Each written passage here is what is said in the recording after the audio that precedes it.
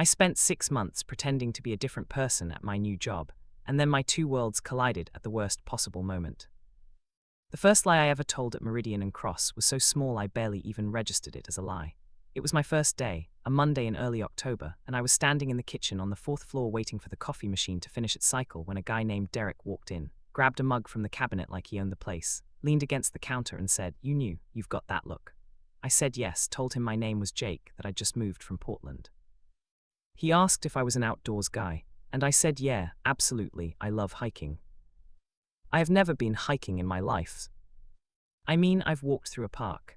I've been to a nature trail once in middle school on a field trip and complained about it the entire time. My idea of a good Saturday is a dark apartment, a long YouTube rabbit hole, and takeout from the Thai place 2 blocks from my building. But Derek had this easy confidence about him, this assumption that the world was full of active, socially fluent people who did normal people things on weekends, and something in me just didn't want to disappoint that assumption. So I said yeah, hiking, love it.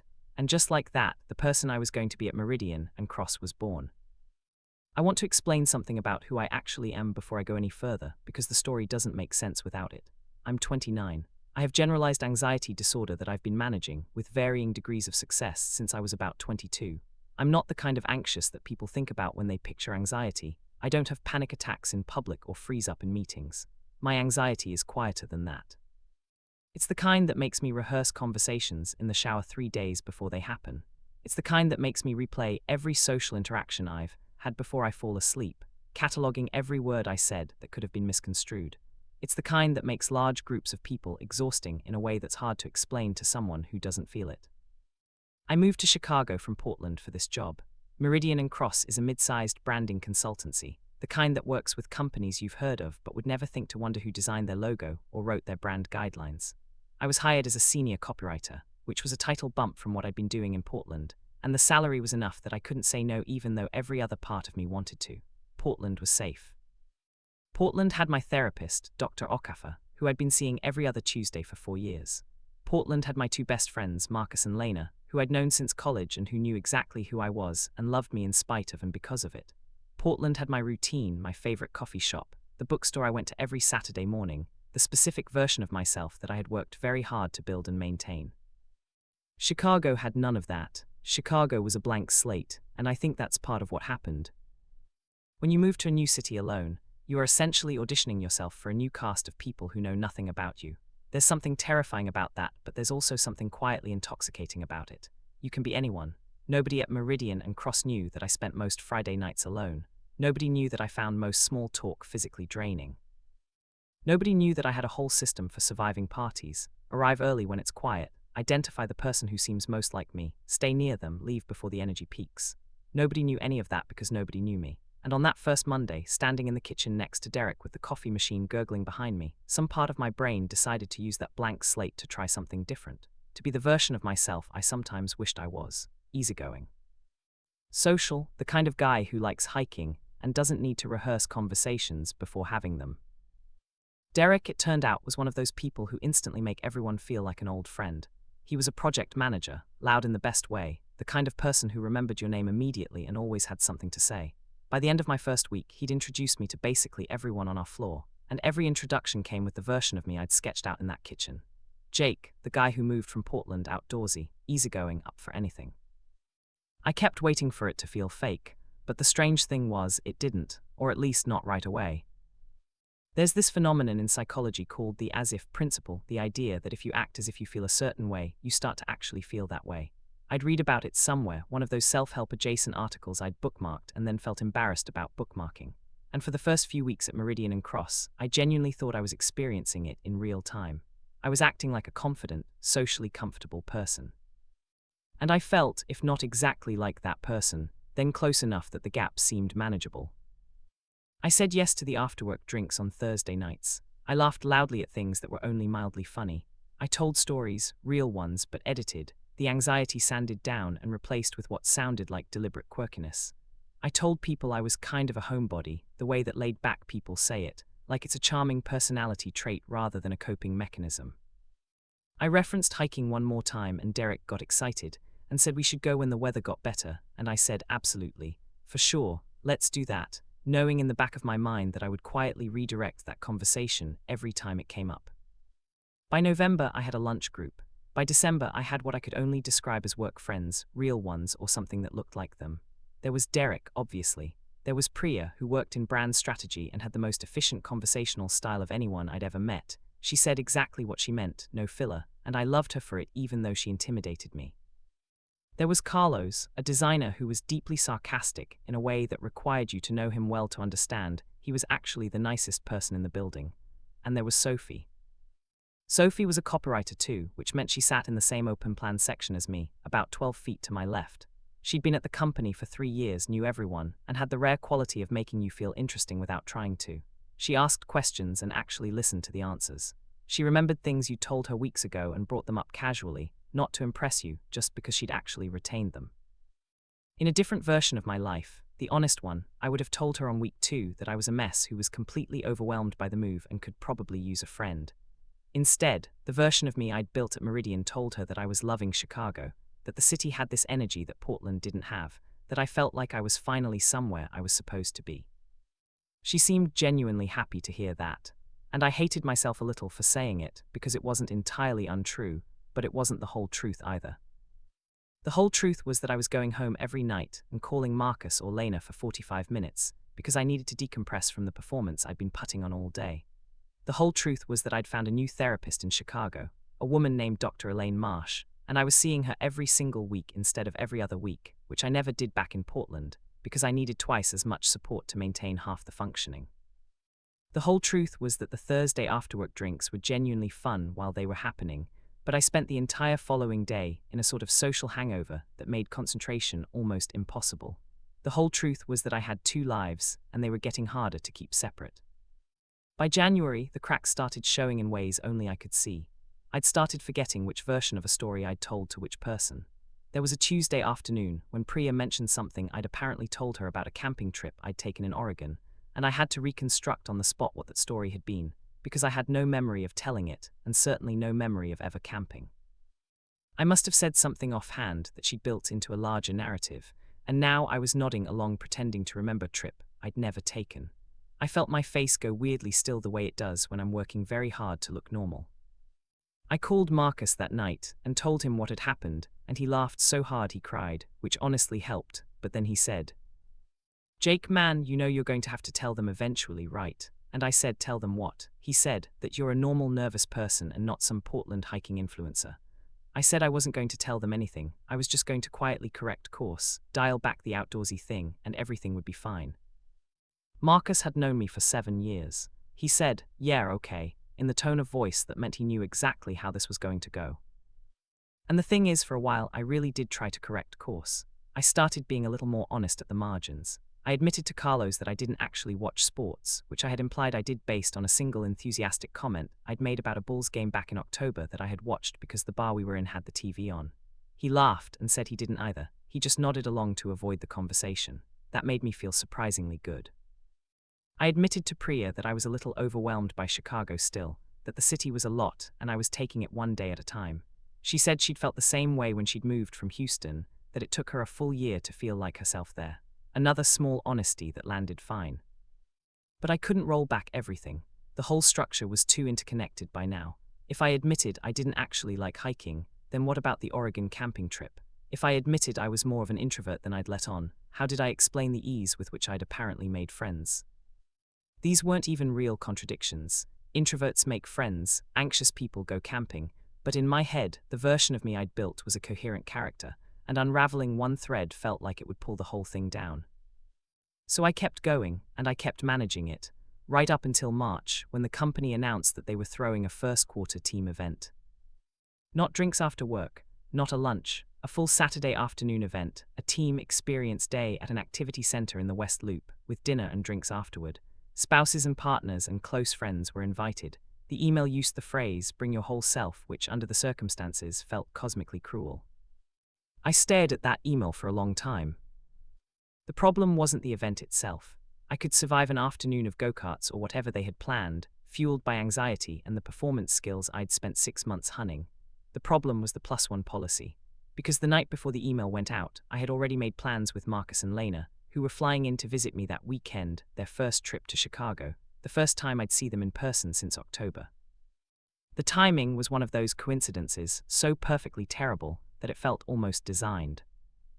If I went to the event alone, fine, manageable, but the whole week before the event, Derek kept asking who I was bringing. He was bringing his girlfriend, Priya was bringing her husband, Carlos was bringing his partner, Sophie, and this is the part that made the timing especially catastrophic. Sophie had spent the previous Friday afternoon asking me, in the genuine and interested way she had of asking things, whether there was anyone special in my life.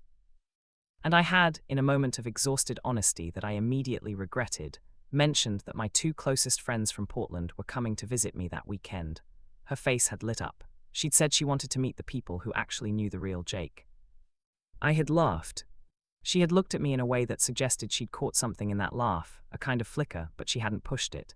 She'd just said, "Bring them to the event. It'll be fun." And I'd said, "Yeah, maybe." And then I went home and stood in my kitchen for 10 minutes staring at nothing. Because here was the problem. Marcus and Lena knew the real me, not the Meridian and Cross me. The real me, the anxious, introverted, never been hiking, rehearses conversations in the shower, calls his therapist every week me. The me who once refused to attend his own birthday party because he found the attention too overwhelming. The me who 7 years ago had a minor breakdown in the parking lot of a Whole Foods because a social situation had gone wrong and he couldn't regulate fast enough. Marcus and Lena had been there for all of it. They knew every version of me that existed before October. If I brought them to that event, the two worlds would be in the same room, and I didn't know what would happen when they were. I called Marcus on Wednesday night, 3 days before the event, and tried to explain the situation in a way that would make sense to someone who hadn't been living inside my head for the past 6 months. It did not go well.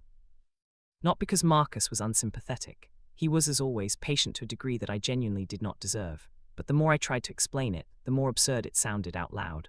I told him about Derek, about the hiking comment, about the camping trip I'd apparently taken in Oregon, about 6 months of being a slightly different person every single day at work. There was a long silence on the other end of the line. Then Marcus said, "Jake, buddy, you invented a whole guy." I said that wasn't exactly what happened. He said, "You told people you go hiking." I said yes. He said, "You cried at a nature documentary last year because a caterpillar didn't make it."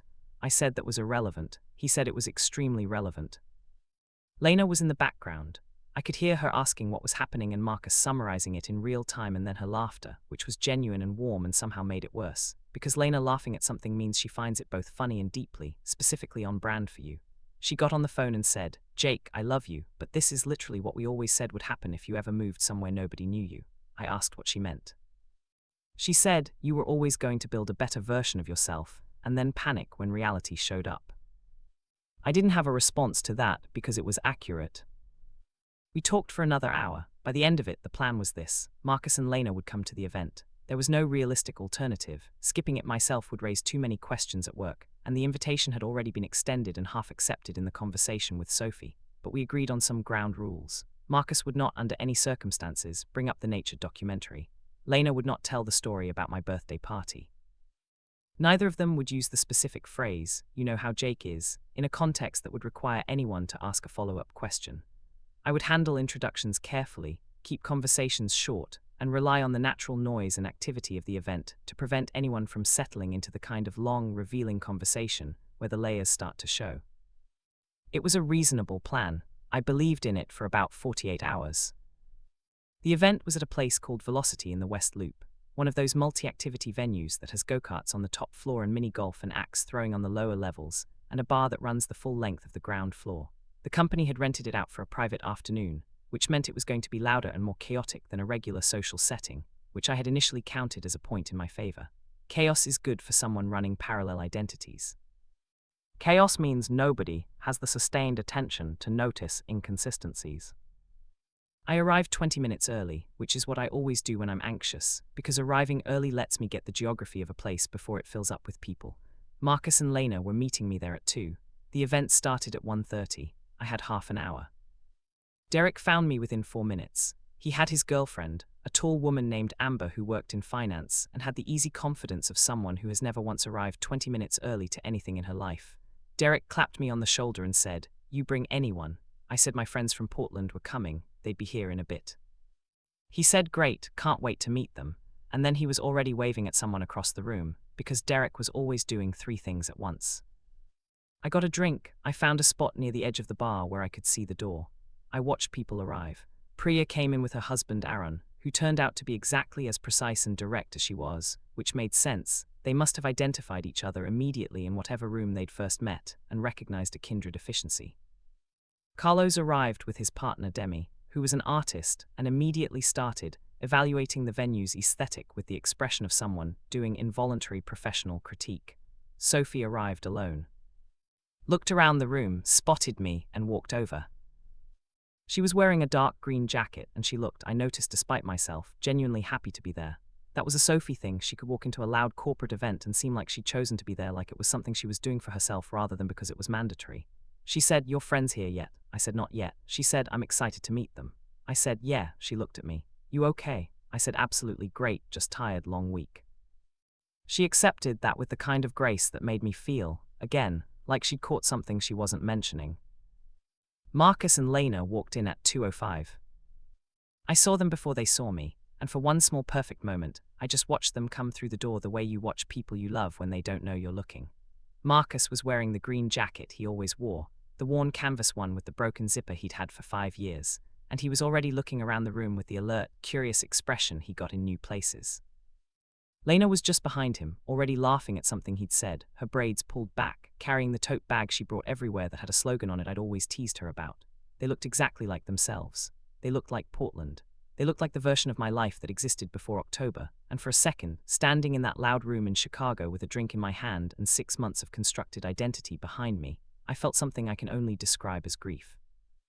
Then Lena spotted me and said loudly, across about 15 feet of open space, "There he is. There's our little hermit." I closed my eyes for exactly 1 second. When I opened them, Sophie was looking at me with an expression that was equal parts amusement and curiosity.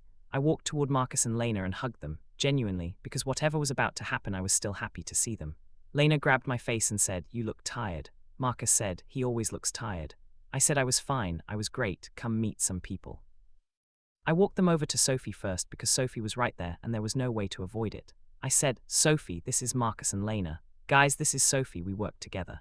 Sophie smiled and said it was great to finally meet them, that I'd mentioned them a few times. Marcus said, "All good things, I hope." Sophie said, "Mostly." Marcus raised an eyebrow at me, and I gave him a look that I hoped communicated everything without communicating anything. For about 20 minutes it was fine. Better than fine, actually. Sophie and Lena discovered immediately that they'd both grown up in the same part of Atlanta, and went deep into that specific mutual geography, the way two people from the same place always do, trading street names and restaurant references with the energy of people finding unexpectedly buried treasure. Marcus and I stood together slightly apart from them, and he said quietly out of the side of his mouth, "She seems cool." I said, "Yeah, she is." He said, "Is there a thing there?" I said no. He gave me the look he's been giving me since college that means he doesn't believe me but won't push it. Derek descended on us 20 minutes in. Derek was always going to be the variable I couldn't fully control, because Derek had the social energy of someone who is genuinely, unironically excited to get to know new people, which meant he was going to ask questions, and then ask follow-up questions and retain the answers and connect them to other things. He came over, introduced himself to Marcus and Lena with the full Derek experience, handshake, eye contact, big grin, and within 60 seconds, he had established that Marcus was a landscape architect and Lena taught high school English, and he'd said something genuinely thoughtful about both of those things, and they both already liked him. I could tell because Marcus had relaxed in that specific way he relaxes when he decides someone is real. Then Derek said, "So how long have you guys known Jake?" Marcus said, 7 years. Derek said, 7 years, so you knew him back in the hiking days. There it was. Marcus turned to look at me. It was the smallest possible movement, just a quarter turn of his head, but I felt it like a physical impact. His face was completely neutral, which was worse than if he'd looked confused, because Marcus's completely neutral face is the face he makes when he is working very hard to be a good friend in real time. Lena, to her enormous credit, had apparently heard the word hiking from across the conversation she was having with Sophie, because she also went slightly still in the way that people go still when they're trying not to laugh. I said, "Yeah, I used to do a lot more of it back there." Marcus said, "Just the most loaded syllable in the English language." Derek said, "We've been trying to get him out on the trails since he got here. This guy keeps saying he's going to come and then something always comes up. He said it warmly, no accusation in it, just friendly ribbing. Marcus looked at me with an expression that I can only describe as a very private portrait of pure delight. He said, "Yeah, that sounds like Jake," and he managed to say it in a tone that could mean anything. Derek moved on. He always moved on. That was the blessing of Derek's social velocity. He was already talking to Carlos about the go-kart brackets he was organizing. I exhaled slowly through my nose. Marcus leaned over and said, very quietly, just to me, "Hiking days." I said, "Please don't." He said, "The hiking days, Jake." I said I would explain everything later. He said he was already having the best day he'd had in months. The go-karts were on the top floor, and the group migrated up in waves around 3 o'clock. This is where the event shifted from manageable to something I had not fully prepared for, because go-karts are the kind of activity that strips away social performance. There's no version of you on a go-kart track. There's just reflexes and noise, and the slightly ridiculous reality of adults in helmets pretending they're in a race. I ended up in a heat with Derek, Carlos, Lena, and a woman from the accounts team named Bate who turned out to be savagely competitive in a way nobody had anticipated. I lost badly. Lena came second. She was triumphant in the specific way she's triumphant about everything, which is to say thoroughly and without apology. Afterward, coming off the track, Lena fell into step next to Sophie, and I watched the two of them talk for a long stretch without being able to hear what they were saying. They were laughing. They were clearly, visibly getting along. I felt a complicated mixture of happiness and dread. Sophie knowing Lena was good in every way that mattered. Lena is warm and funny and perceptive, and would be exactly the kind of person Sophie would like. But Lena knowing Sophie meant Lena had context, and Lena with context was something I needed to think about carefully. By 5 o'clock, everyone had migrated back down to the bar level. The energy had shifted from structured activity to open socializing, which was the part I'd always known would be the hardest. This was the part where people settled into longer conversations, and the noise and chaos cover started to thin. I had a beer. I was doing okay. I found a seat at the end of the bar between Marcus and Priya, and I was managing. I was actually managing, when Priya said to Marcus, in her direct, no-filler way, "So tell me something true about Jake that he would never tell us himself." Marcus looked at me.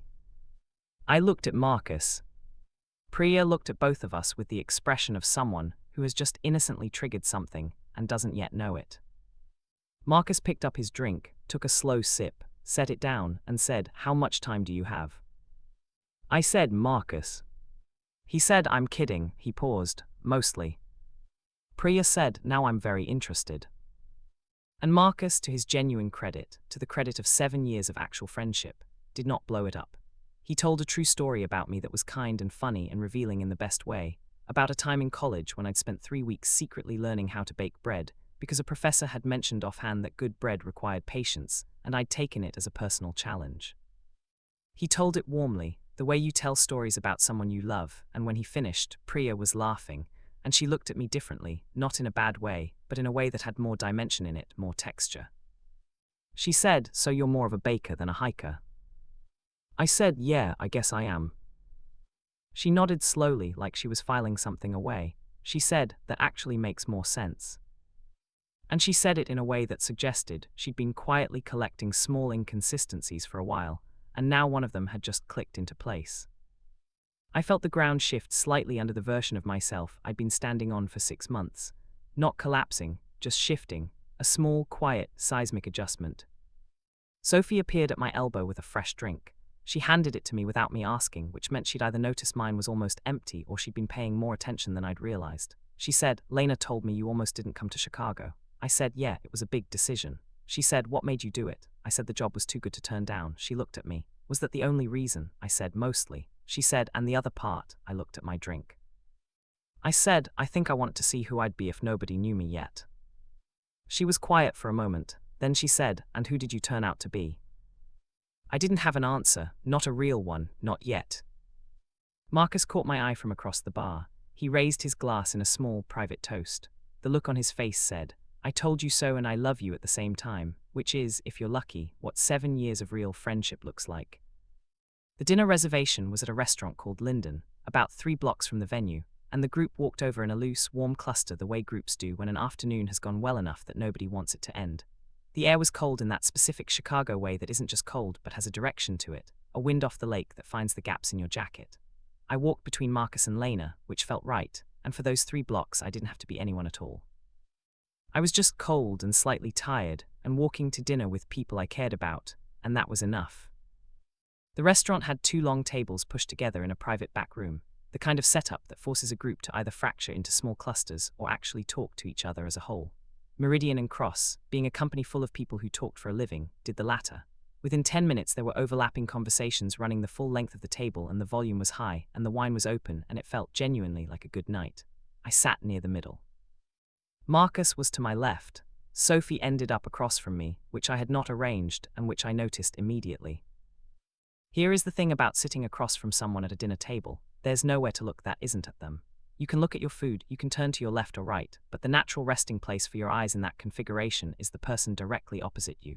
And Sophie, who had the quality of someone who is always slightly more present than everyone else in the room, was not someone you could look at neutrally. She noticed things. She was noticing things right now.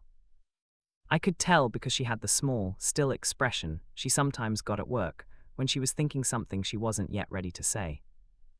Lena was 3 seats down on the other side, deep in conversation with Aaron about something that was making them both laugh loudly at irregular intervals.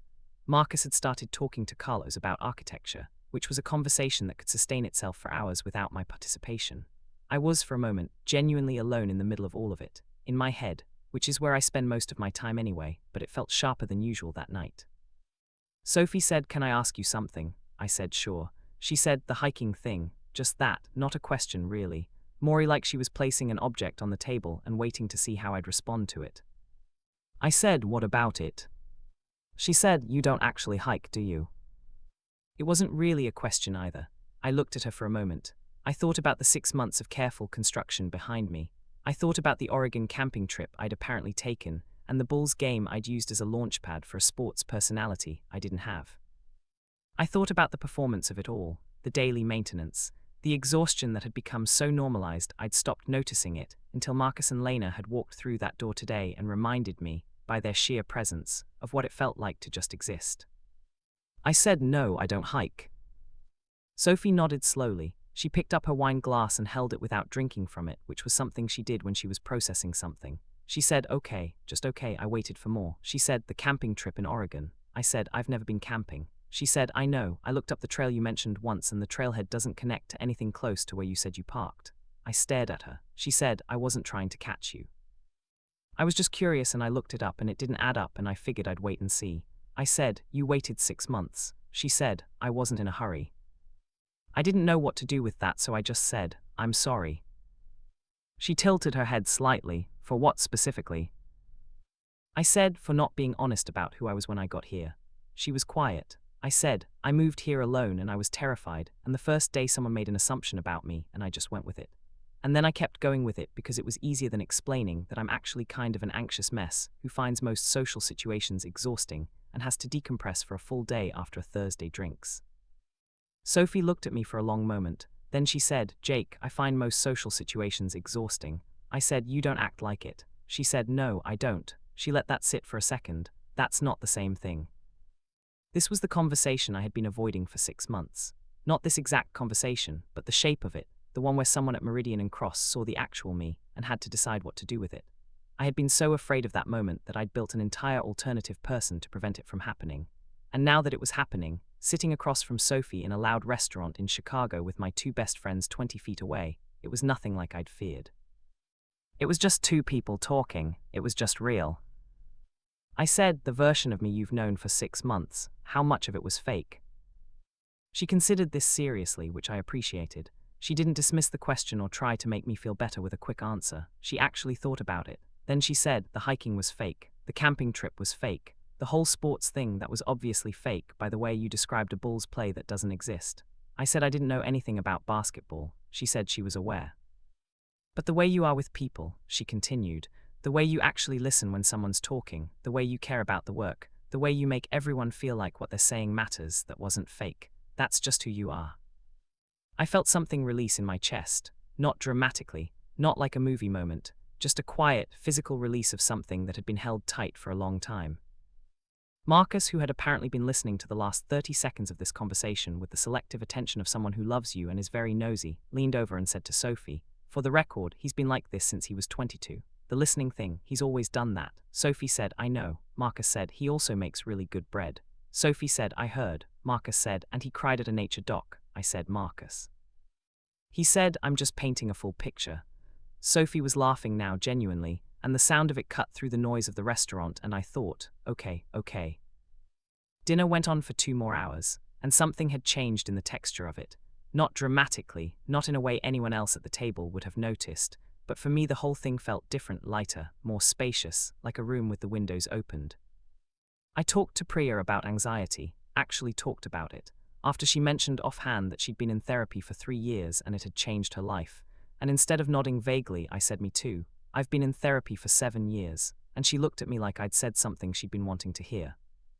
I told Carlos that I'd been pretending to be more of a sports person than I was, and he said he knew, because I described a basketball play as the one where they pass it to the guy near the hoop, and he'd quietly decided never to bring it up.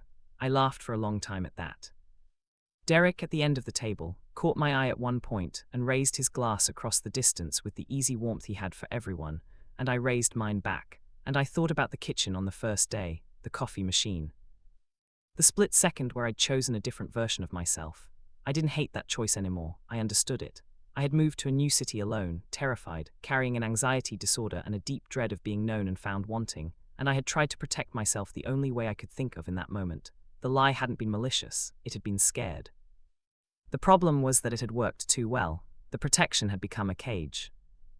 On the walk back to the venue to collect coats and bags, Marcus fell into step beside me and didn't say anything for half a block.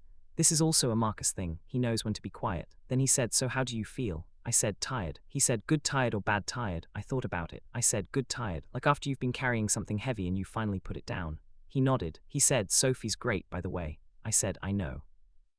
He said, "Is there a thing there?" I said, "Marcus." He said, "I'm asking as your oldest friend." I said, "I don't know, maybe, I don't know." He said, "Okay." And then he clapped me on the back and said, "Also you have to learn to hike now, you understand that, there's no way out of this." I told him to shut up. He was delighted. Lena was waiting outside the venue with Sophie and they were exchanging numbers, which was either the most wonderful thing that had ever happened or the most terrifying depending on how you looked at it.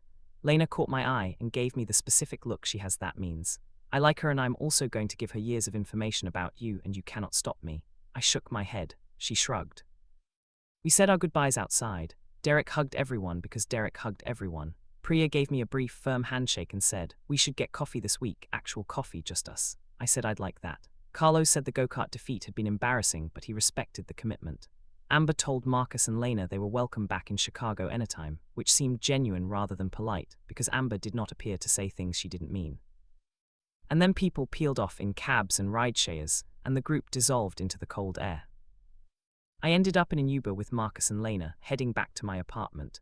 Lena had her head on Marcus's shoulder and the city moved past the windows and nobody said anything for a while. Then Lena said, without opening her eyes, "You know what I think?" I said, "What?" She said, "I think the hiking version of you wasn't a lie. I think it was a wish." I said what she meant. She said, "You wished you were the kind of person who went outside and didn't overthink things and took spontaneous road trips to visit family. You just wished it out loud by accident and then had to maintain it." She paused. "But Jake, that person, the hiking guy, he wasn't wrong about everything. He said yes to Thursday drinks. He made real friends in 6 months in a new city. He got people to genuinely like him." She opened her eyes and looked at me. "Maybe the wish wasn't totally wrong. Maybe you just needed the anxiety version of you to come along too." The car moved through the city. The lights smeared past the windows in streaks of orange and white. I thought about what she'd said. I thought about Priya raising her glass when I mentioned therapy. I thought about Carlos and the basketball play described as the one where they pass it to the guy near the hoop. I thought about Sophie saying that's not the same thing with a quiet certainty that felt like being seen clearly for the first time in months. I said, "I have to tell Derek I don't hike." Marcus said, "You absolutely have to tell Derek you don't hike." Lena said, "He's going to organize a hiking trip specifically for you now." I said, "I know." She said, "You're going to have to go." I said, "I know." Marcus said, "Maybe you'll like it." I said nothing because there were limits to personal growth, and I was not prepared to commit to enjoying physical activity in the wilderness at 11:30 at night in the back of a moving car. But I didn't say I wouldn't go. And in 6 months ago Jake's world, that would have been unthinkable. Monday after the event, I got to work early. Deliberately early, not anxiety early, or maybe it was both, but with a different intention behind it. I made coffee in the 4th floor kitchen, the same machine, the same spot where I'd first told Derek I liked hiking, and I stood there looking at it for a moment like it was a historical marker. Here in this kitchen, a man invented a better version of himself and then spent 6 months trying to keep the original one from showing up uninvited. Derek came in at 8:45, same as always, grabbed his mug from the cabinet, leaned against the counter. Exact same sequence as the first day. He said, "Good weekend." I said, "Yeah, really good actually." He said Marcus and Lena were great, that Amber had genuinely liked them, that we should all do something again sometime. I said I'd like that. And then I said, "Hey, I have to tell you something." He looked at me. I said, "The hiking thing, I kind of oversold that." He looked confused. I said, "I'm not really a hiker. I've never actually been hiking. The first day you asked and I just said yes, and then I didn't know how to walk it back." I watched his face move through a sequence of reactions, confusion, the dawning of something, and then a grin that started slow and got very wide. He said, "You've never been hiking." I said, "I've walked through a park." He laughed. Not mean laughter. Derek wasn't built for mean laughter. It was the laugh of someone who finds people genuinely funny and endearing. He said, "Jake, man, you've been agreeing to a hiking trip for 5 months." I said I was aware. He said, "Why didn't you just say you weren't into it?" I said, "Because you asked on my first day and I panicked." He shook his head, still smiling, and said, "Okay, well, you're coming on the hike anyway." I said, "I figured." He said, "But we'll do a flat one. There's a trail in the forest preserve. It's basically just a walk in the woods." I said that sounded manageable. He said, "You can be the scenic photos guy. Someone has to take the pictures." That was it. That was the whole conversation. 5 months of low-grade dread, resolved in 90 seconds over bad office coffee. That's the thing about the stories we build up in our heads around the things we're avoiding. The actual moment of reckoning almost never matches the scale of the fear. The fear is architectural, enormous, load-bearing. The reality is usually just 2 people in a kitchen, one of them laughing about a hike. I had a coffee with Priya on Wednesday. We went to the place on Randolph Street, 2 blocks from the office, and we sat at a small table by the window and talked for an hour and 15 minutes, which was the longest I'd ever talked to someone one-on-one at Meridian without the buffer of a group. She told me about her anxiety, which manifested completely differently from mine. Hers was performance-based, attached to specific outcomes, the fear of being wrong in front of people who respected her. Mine was more diffuse, more about existing in the world than performing in it. We compared notes the way people do when they've found an unexpected overlap, with the particular energy of discovering that someone else's internal experience, though different in its details, is recognizably the same language. She said at one point, "The version of you from before this weekend felt a little curated." I said, "It was very curated." She said, "I prefer this one." I asked what was different. She said, "You're slower. You used to answer questions before you'd actually thought about the answer. Now you take a second." I hadn't noticed that she had. That's the thing about performing a version of yourself. It has a pace to it, a rhythm of deflection and redirection that becomes its own giveaway if someone is paying attention. The confidence I'd been performing was a little too smooth, a little too frictionless. Real people have friction. Real people pause.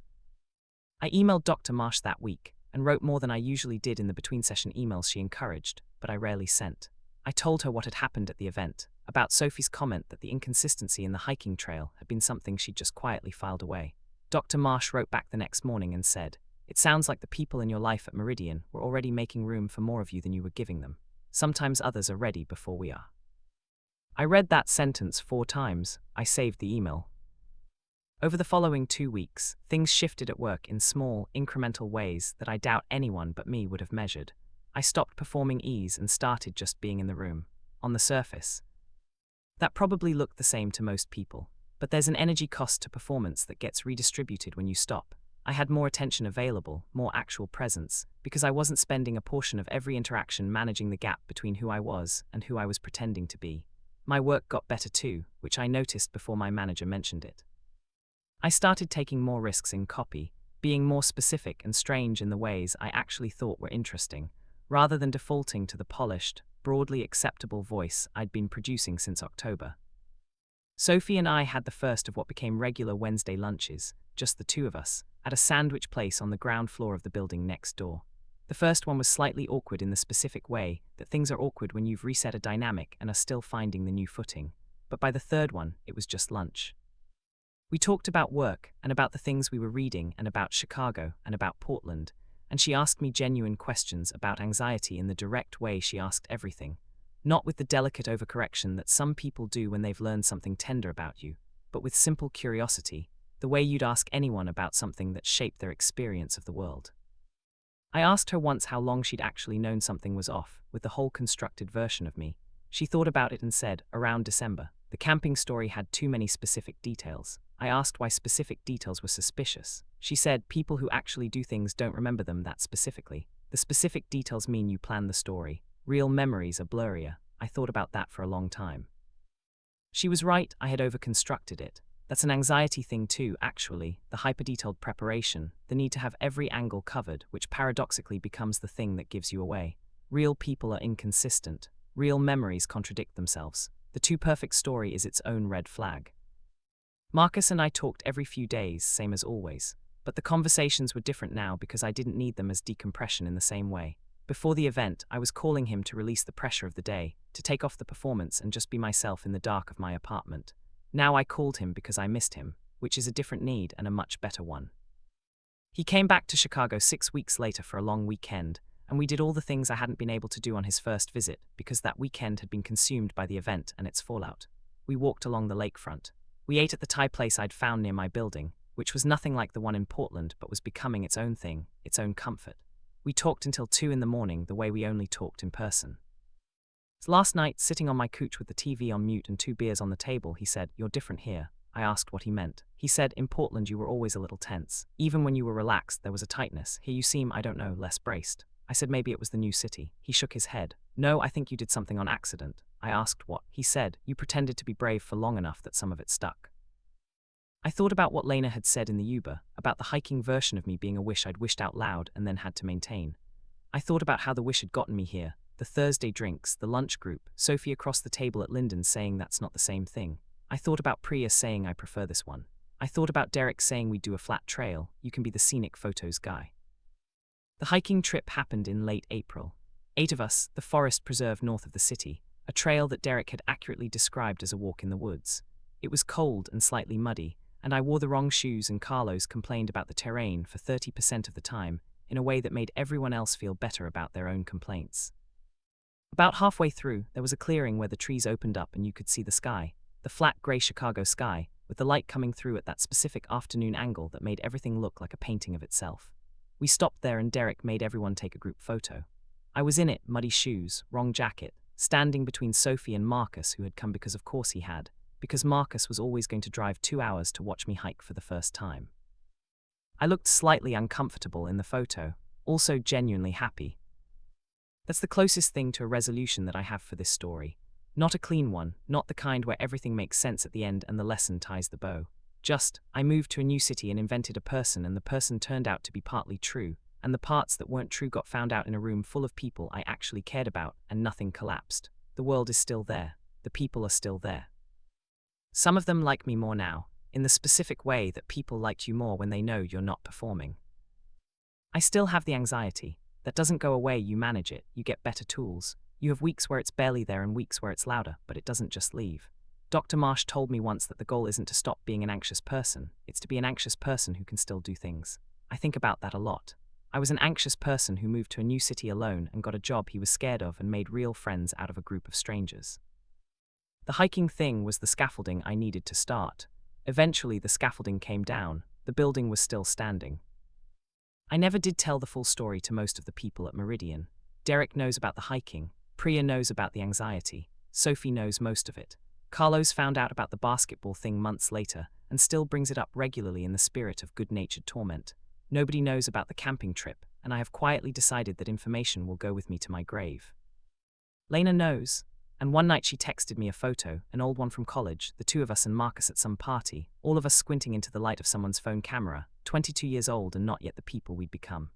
She sent it with no caption, just the photo. And I looked at that 22-year-old in the picture, already starting to figure out how to navigate a world that didn't always feel built for the way his brain worked, and I thought, you're going to be okay. Not always, not perfectly, but enough. That's the ending, not a triumph. Just a man, a muddy trail, the wrong shoes, and finally, after 31 years of being himself badly, starting to get a little better at it.